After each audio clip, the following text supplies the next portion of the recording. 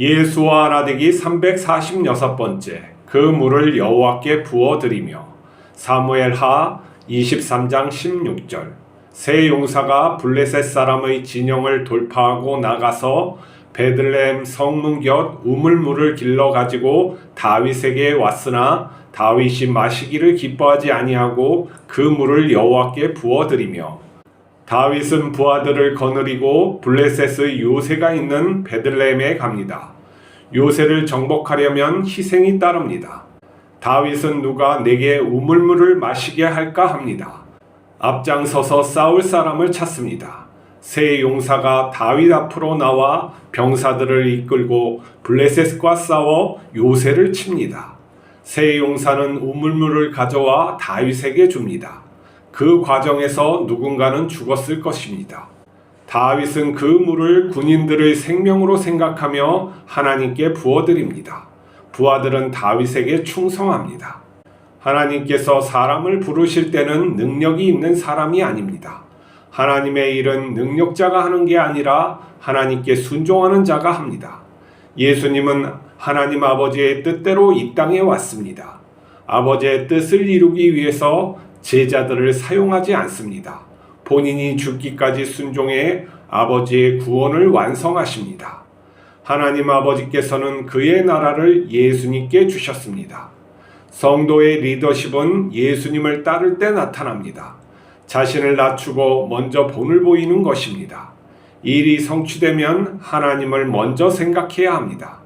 리더가 하나님을 생각하지 않고 자신의 이득을 챙기면 리더십은 사라집니다. 먼저 하나님께 감사드리고 하나님께서 우리를 위해서 일을 이루셨다고 고백해야 합니다. 그리고 도와서 일한 사람들을 격려하고 합당한 리더로 세워줘야 합니다. 하나님은 사람의 중심을 알며 예수님을 따르는 자에게 그의 나라를 주십니다. 그리스도인은 구약과 신약을 둘 다 사용합니다. 여기에서 좋은 점은 구원 역사를 갖다가 처음부터 끝까지 쭉 연결해서 예수 그리스도로 정점으로 해서 해석할 수 있다는 것이죠. 근데 또 이게 명확하게 구분되어 있음에도 불구하고 이 이야기를 하고 저 이야기를 할 때, 구약과 신약의 이야기를 할 때 마치 두 개의 관점을 갖다가 명확히 구분하여 이해를 해야 되는데 그것을 제대로 하지 못할 때는 구약의 믿음과 신약의 믿음이 혼동되어서 우리가 받아들여지기도 합니다. 무엇이냐면 어떤 인물을 갖다가 배우고 그 인물을 향해서 마음을 가지고 또 생각할 때 그 인물이 과연 하나님의 뜻을 온전히 나타낸 것인가? 좋습니다. 우리가 많이 예화로 드는 아브라함이나 다윗이나 어떤 다니엘을 예를 들어보면은 그들이 하나님의 뜻을 온전히 드러내는가 하는 것이죠. 온전히 하나님의 뜻을 드러내죠. 근데 우리가 주의해야 할 것은 예수 그리스도의 은혜에 초점이 맞춰져서 이러한 것들이 해석이 되어야지 되는 것이지, 이 유대인의 원래의 관점으로 이것을 해석하다면 우리의 마음속에 무엇이냐면은 그 하나님을 향한 믿음의 색이 두 개가 만들어지는 거예요. 이 두 개가 만들어지는 것은 뭐냐면은 어쩔 때는 이렇게 보고 어쩔 때는 저렇게 되는 것이죠.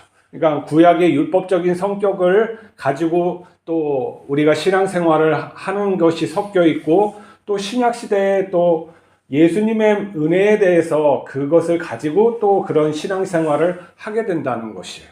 그래서 이렇게 피를 멀리하다 그러한 의미들, 이런 것들과 율법적으로 해석해서 피가 들어간 선지는 안 먹는다, 아니면 돼지고기는 멀리해야 된다, 이런 것까지 나갈 수가 있는 것이죠. 비근하게 또 사람을 본받는 것은 또 있습니다. 다윗은 유대인들의 영웅 중에 영웅이죠. 그가 하나님과의 마음을 합했다 하는 것이죠. 오늘 뭐냐면 하나님처럼 이가 하나님이 뜻하신 것을 이가 했다라는 것을 갖다가 그 마음이 합한 자라고 얘기를 하는 거예요. 그러니까 유대인들에게서는 다윗은 그 원래 최고의 지도자고 왜 그랬겠습니까? 그때 잘 나갔어요. 그 나라가 잘 나갔기 때문에 뭐 그의 그 어떤 다윗 왕과를 갖다가 떠받들고 그러는 거는 뭐 그 나라 민족에겐 아주 뿌리와 같은 거예요. 그렇기 때문에 다윗을 갖다가 어떻게 하든지 높이 올리려는 마음이 간절해요. 메시아보다는 그래서 다윗의 후손이라는 그런 말도 나오는 거예요. 메시아가. 근데 다윗의 오늘 하는 일들을 보면은 굉장히 잘하는 거죠. 인간적으로 흠이 없어요. 유대인들이 딱 보기에는 너무 좋은 이야기이기 때문에 여기 성경에 이렇게 써져 있어요. 근데 그 리더십이 대단하죠. 이렇게. 근데 예수님의 리더십과 한번 또 비교를 해봐야 되는 거예요. 어떤 일을 성취하기 위해서 자, 성을 무너뜨려야 돼요.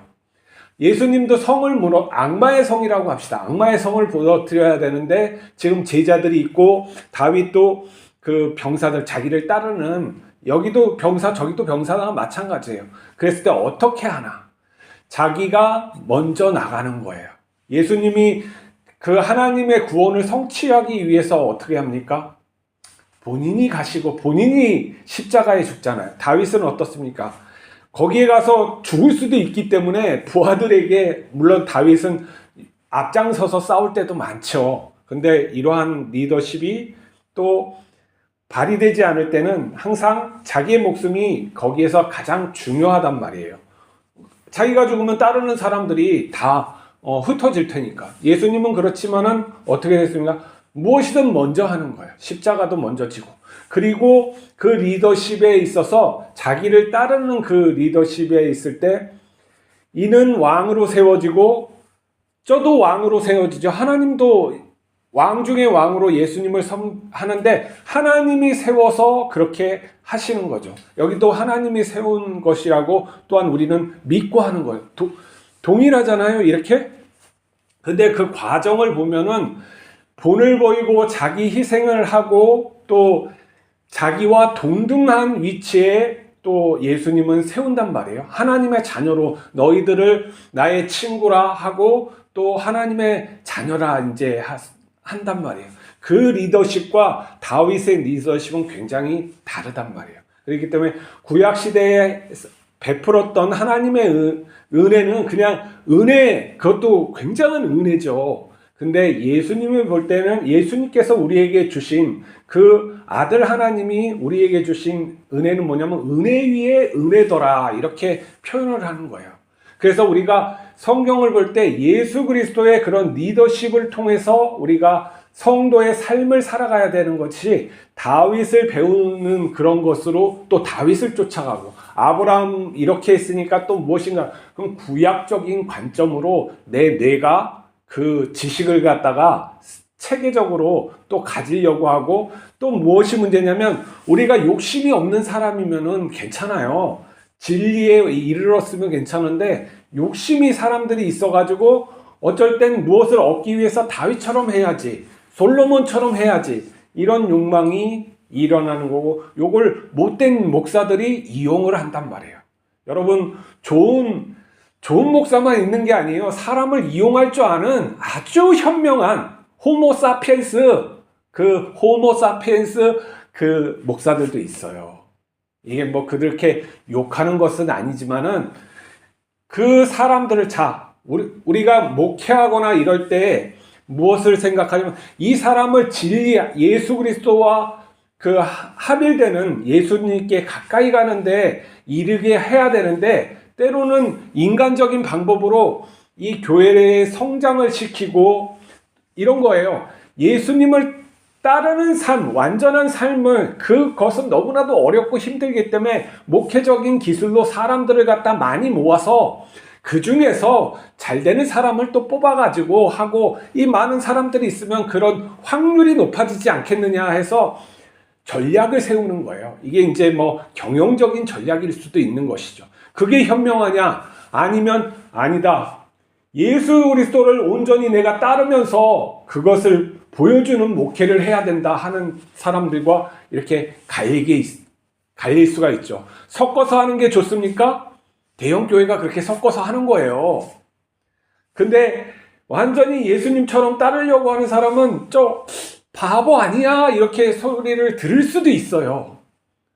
아니면 물론 교회에서 예수님을 온전히 따르지도 않고 게으르고 그래가지고 교회가 또 성장하지 못하는 그런 부분도 있겠죠. 목사들이 얼마나 정말 제대로 하려면은 공부도 맨날 해야 되고 실천도 맨날 해야 되고 얼마나 힘든겠어요.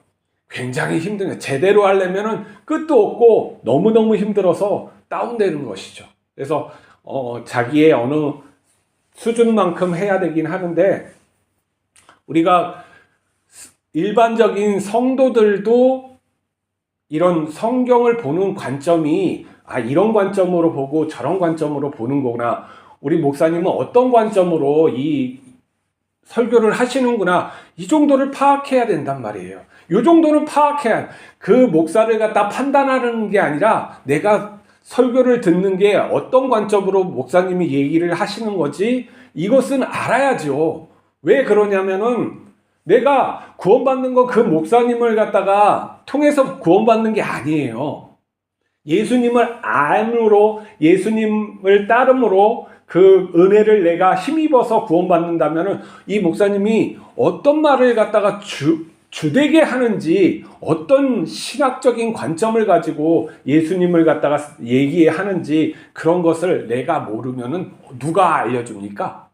안 되죠. 그렇기 때문에 예수님을 많이 알아서 이 목사님을 알든지, 아니면은 자기가 아무 생각이 없이 그렇게 가면서 그렇게 얘기를 하는 것인지, 이게 뭐냐면 좀 알아야 된다는 거예요. 성도들도 무턱대고 믿는 그런 그 어리석은 믿음이 아니라 깨우침으로 예수님이 왜 옳은지, 왜 우리의 구원자인지 내가 다른 사람에게 말해줄 수 있을 정도의 지식을 가지고 있고, 우리 목사님은 왜 좋은지, 이러한 관이 분명하고 실천을 먼저 해서 우리가 본을 보여주시기 때문에 좋다, 이렇게 얘기하는 거예요. 그것이 나는 또 어떠한가, 그런 것도 봐야죠. 나는 예수님을 정말 알고 따르는 건지, 아니면 이런 어쩔 때는 뭐 이런 욕망이 있어서 다윗같이 뭐 이렇게 따르는 건지.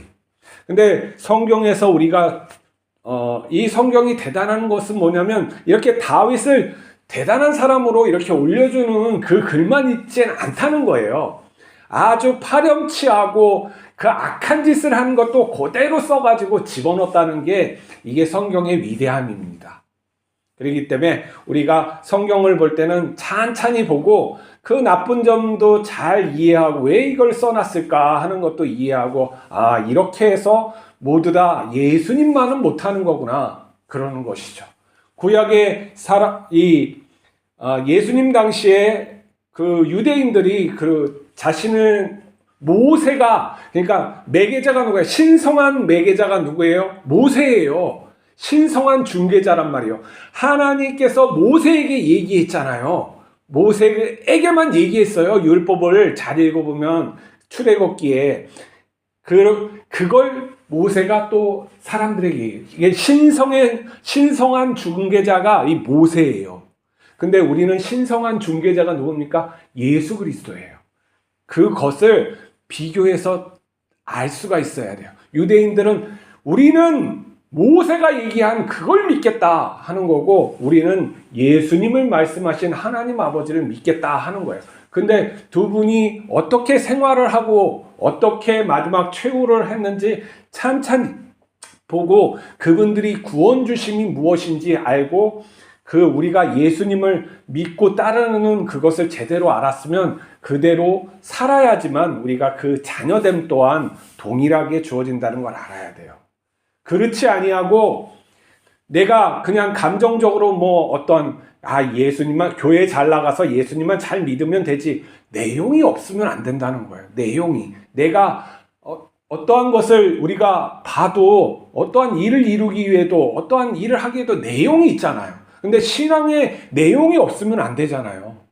회사 일을 가도 어떤 정교하게 짜여진 그 스케줄과 어떤 그런 일들, 계약서들을 통해서 이 일이 성취되는 것처럼 내가 이 성경에 구체적으로 어떻게 해서 내가 이 구원을 받는 것인지 구체적으로 알아야 되는 것이죠.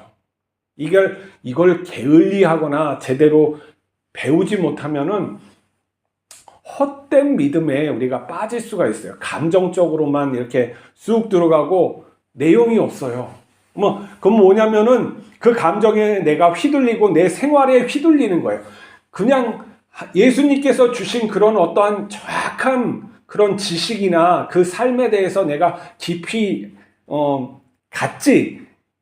체득하지 못하면은 이게 감정이나 이런 것들에 휘둘려서 자기 삶 따로 암 따로 이렇게 다 혼돈되어서 이렇게 살아가게 되는 것입니다. 우리가 말씀을 더 깊이 이해하기를 하나님께 기도하면서 오늘 시작합시다.